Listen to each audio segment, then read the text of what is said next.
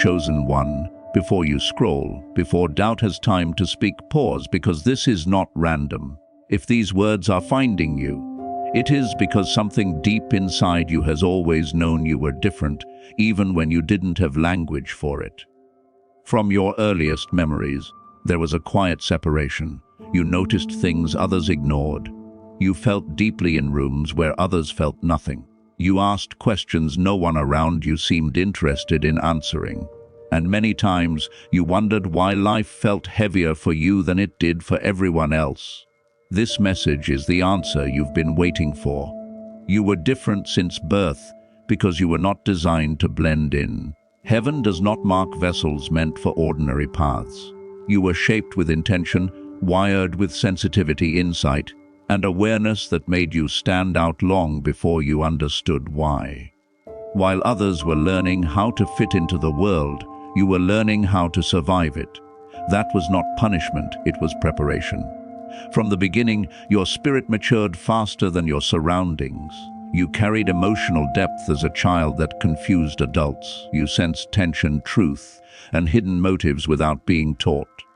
You felt called to retreat, to observe, to think. This wasn't loneliness by accident. It was early training in discernment. God was teaching you how to listen beyond words, how to feel what isn't spoken, how to recognize what is real in a world full of performance. You were often misunderstood, not because you were wrong, but because you were early. Early awareness looks like rebellion to those who live asleep. Early wisdom looks like weakness to those who value noise over truth. And early depth feels threatening to shallow systems, so you were labeled sensitive, strange, difficult, dramatic, or distant. But heaven never called you broken. Heaven called you set apart. The isolation you experienced wasn't abandonment, it was insulation. God knew that if you stayed too long in environments that couldn't hold your future, your spirit would dim trying to belong. So separation became your protection. You were pulled away from crowds, friendships, even family dynamics, not to hurt you, but to preserve what was inside you. What you carry cannot be formed in constant noise. It requires quiet. It requires pressure. It requires seasons where no one understands you except God. That's why trials came early.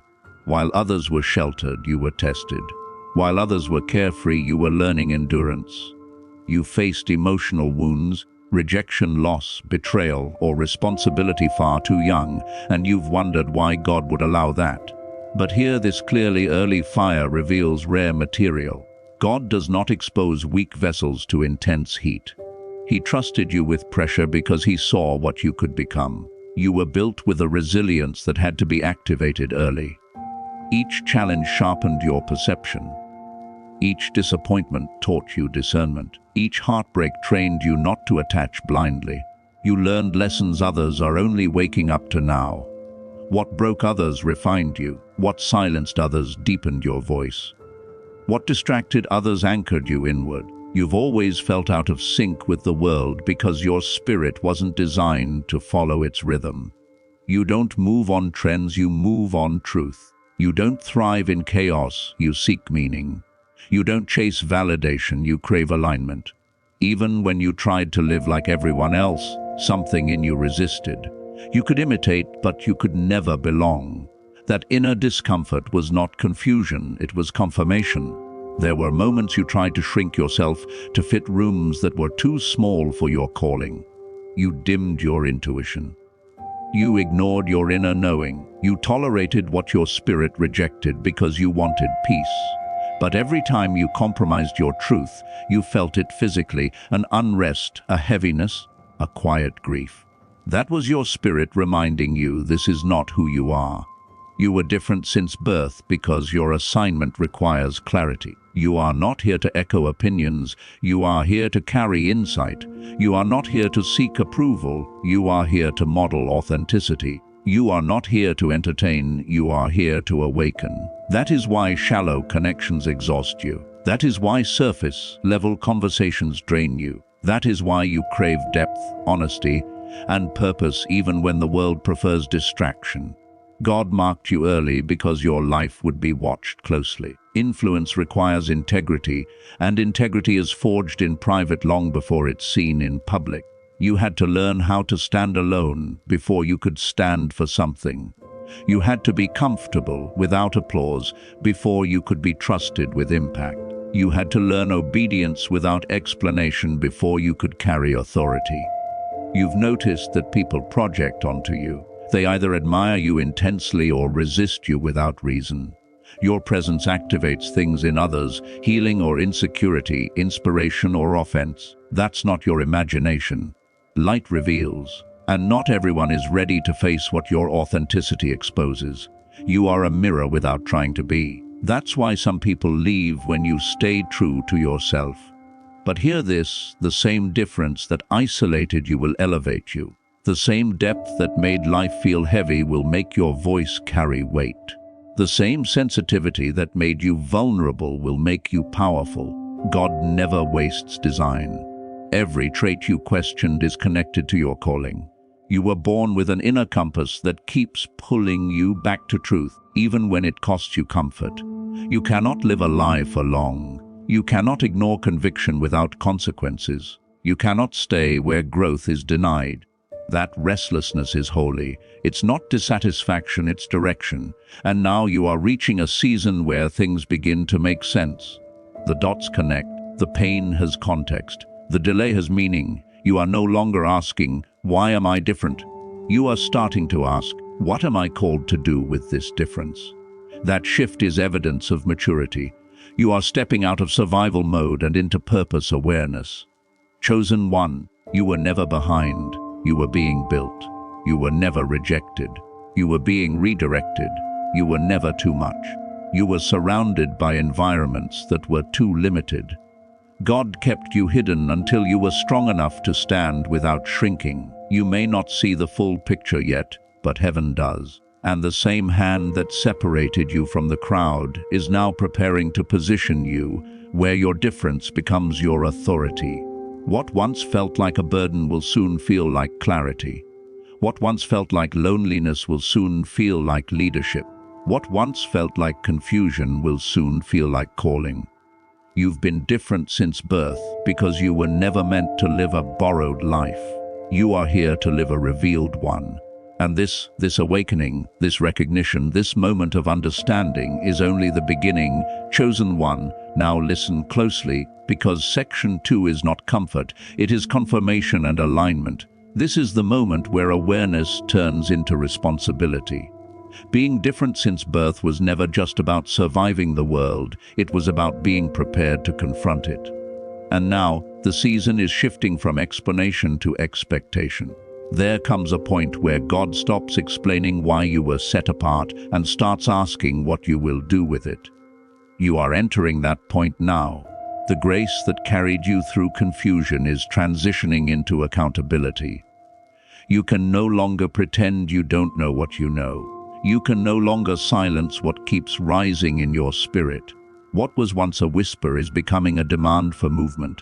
You've outgrown certain patterns, even if you haven't fully left them yet. Old habits feel uncomfortable. Old conversations feel empty. Old environments feel heavy. That's not dissatisfaction, it's divine tension. God is pressing you forward, not by force, but by making stagnation unbearable. When your spirit refuses to settle, it's because heaven is calling you higher. Understand this: being chosen does not mean being exempt. It means being entrusted. And entrusted people are required to move when called, even when clarity is partial. You've been waiting for certainty, but God has been waiting for obedience. The next level of understanding is unlocked by action, not overthinking. You will not see the full staircase, only the next step. Take it. There is a weight on your discernment now. You can no longer unsee what you see. You can no longer laugh at what violates your values. You can no longer stay silent where truth is required. This doesn't mean you argue with everyone or announce yourself loudly. It means your alignment must be clean. Your choices must match your calling. Your private life must reflect the future you are asking for. Some relationships will not survive this version of you. Not because you became arrogant, but because you became honest. Your growth will expose imbalance. Your boundaries will offend those who benefited from your silence. And your obedience will feel like rejection to people who only loved your availability. Let them go without guilt. But obedience often looks like loss before it looks like reward. You are also being called to stop self-abandonment. For too long, you minimized your instincts to keep peace. You second-guessed what God already confirmed.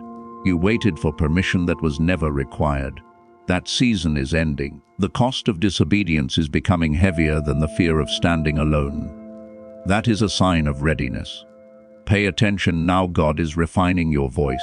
You may feel a strong urge to speak, write, create, lead, teach, or confront, sometimes without knowing exactly how it will land. This is not impulsiveness. This is alignment. Your words carry weight because they come from lived experience, not theory. You don't speak from books, you speak from fire. But with influence comes pruning. Distractions must go. Overindulgence must be cut. Procrastination must be confronted. You cannot carry tomorrow's responsibility with yesterday's discipline. This is not punishment, it is preparation for sustainability. God is protecting you from burnout before exposure. You may feel moments of loneliness again, but this time it's different.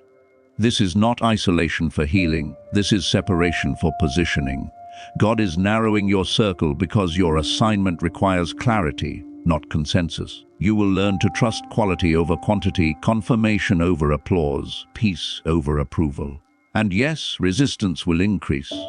When you move closer to alignment, opposition doesn't disappear, it clarifies. But do not mistake resistance for failure. Friction confirms movement. If nothing is pushing back, nothing is changing. You are not being attacked, you are being recognized in the spirit.